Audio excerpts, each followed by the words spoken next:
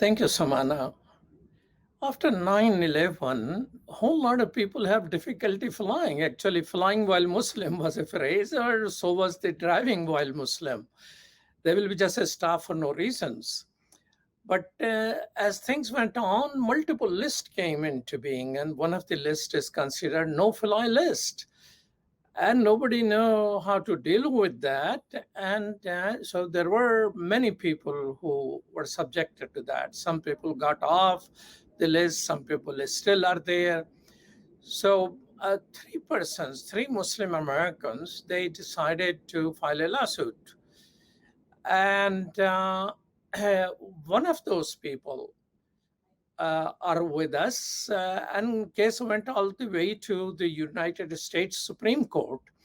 And Justice Department says, well, the Circuit Court 2, which has allowed this individual to file a lawsuit on FBI individuals, cannot be done.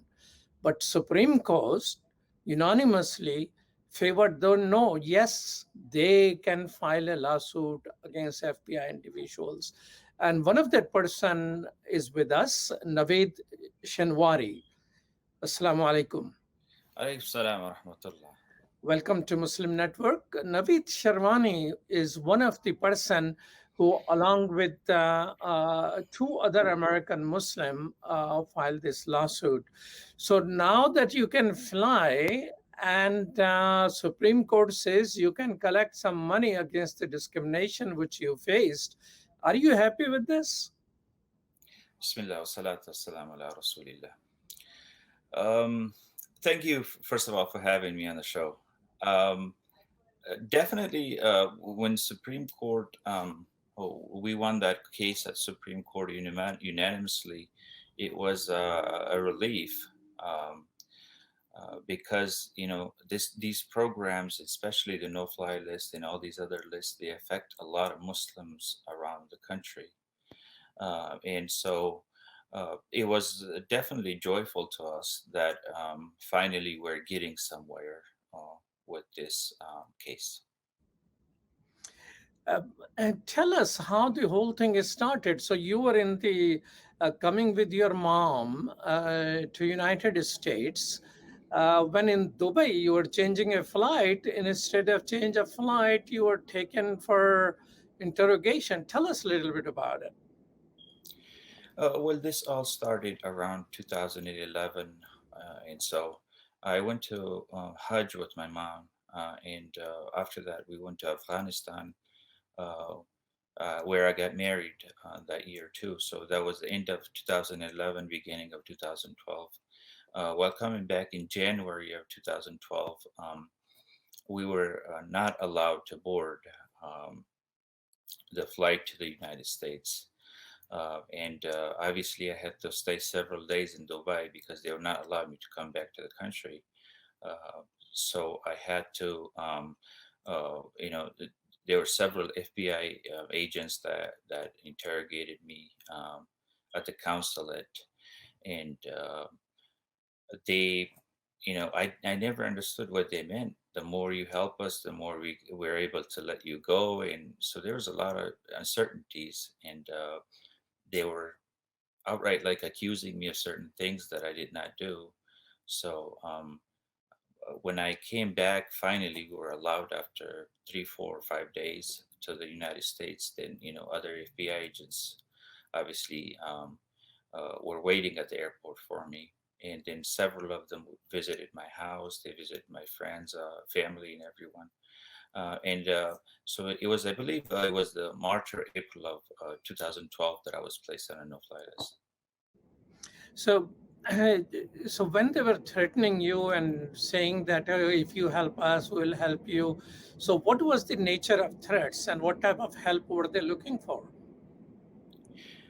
Well, obviously, especially when I was placed on a no-fly list, at that time I did not have a job. Um, and so I would be a contractor. I would go around to usually to East Coast from Nebraska because that's where we grew up in Connecticut, and then we moved to Nebraska.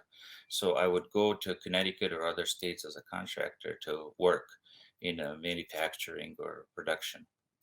Um, So they would come to me obviously I was in a very vulnerable position at this time. I'm not able to work. I am being, followed, and I'm my rights have been violated. I've been interrogated several times. So they would say that, you help us, we help you. We know you don't have money right now. We know you don't have a job right now. So one side they'll play a good cop and bad cop with me, and that's how we know what they exactly meant by it. Uh, Naveed Shinwari, let me ask you a little uh, difficult question.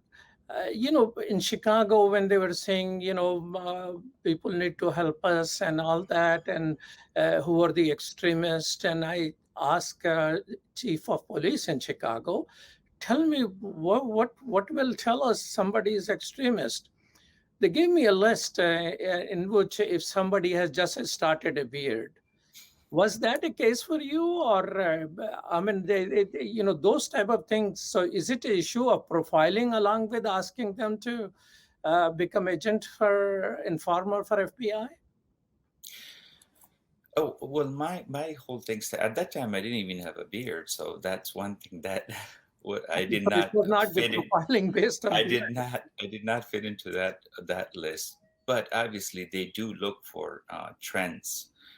And as far as we have done a lot of research, and recently we know that they look into, they how do they define a moderate Muslim as compared to a conservative or a extremist or fundamentalist.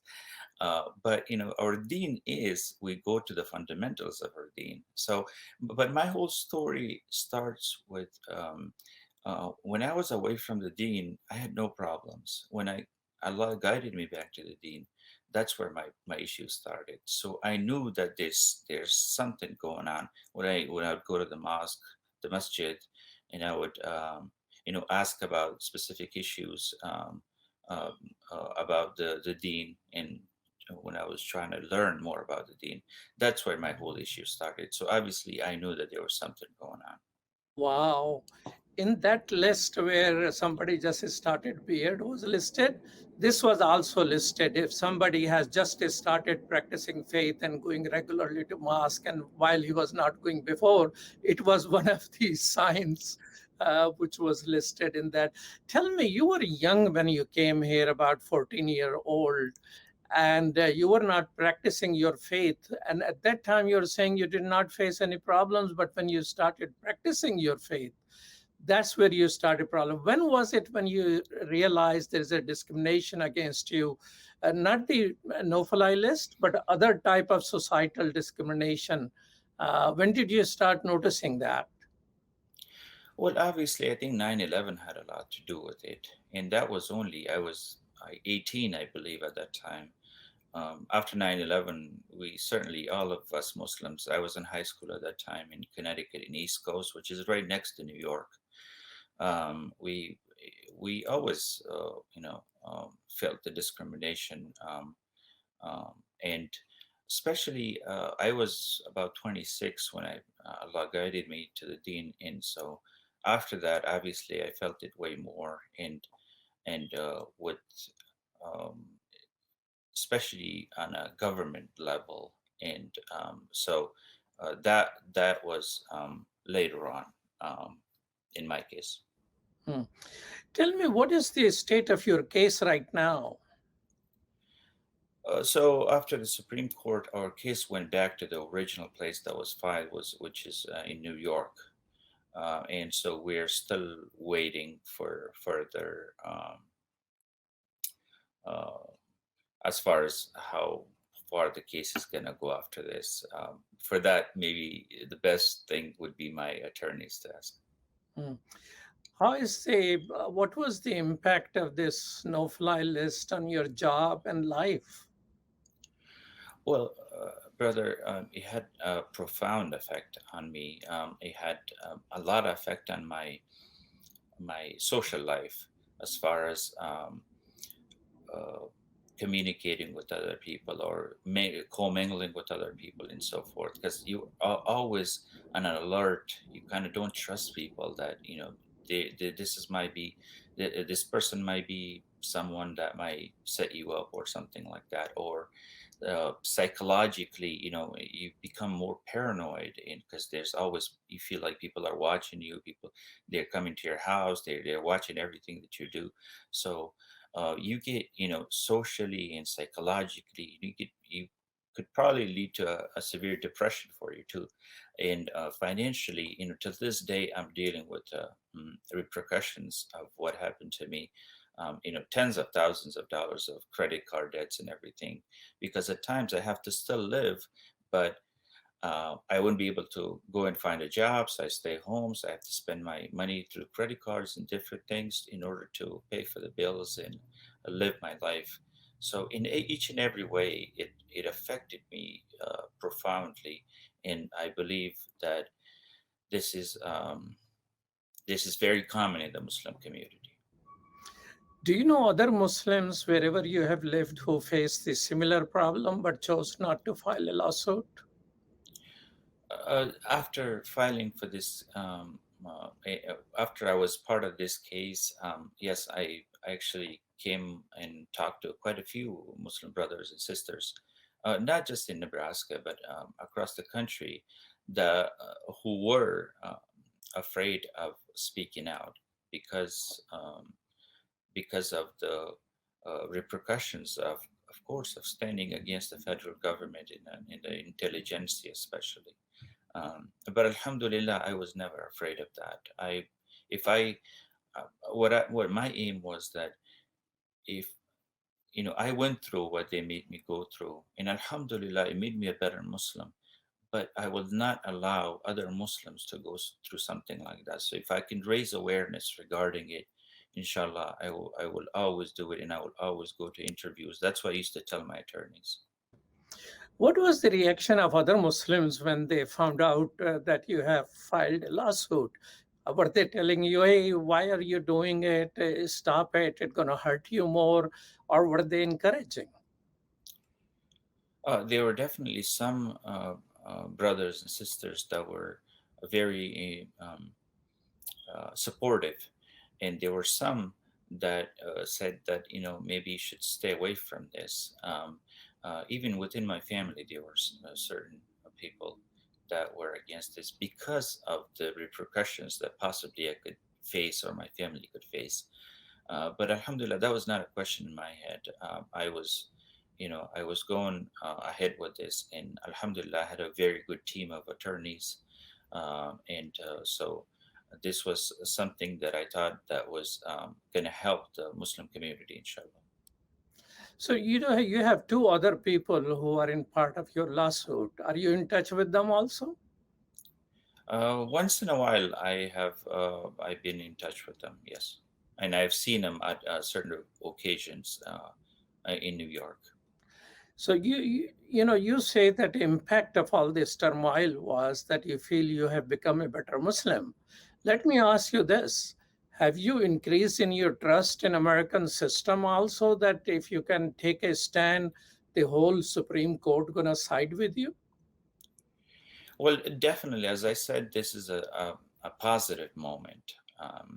And so at certain times you definitely lose hope because these agencies and the federal government has a lot of power.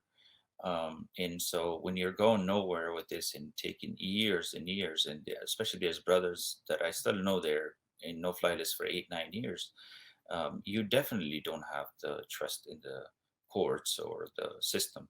But after such a step, it kind of makes you realize that maybe there's a hope, and so that's why I believe that this was a positive step, and definitely this was something that could be, inshallah, useful to Muslims in the future.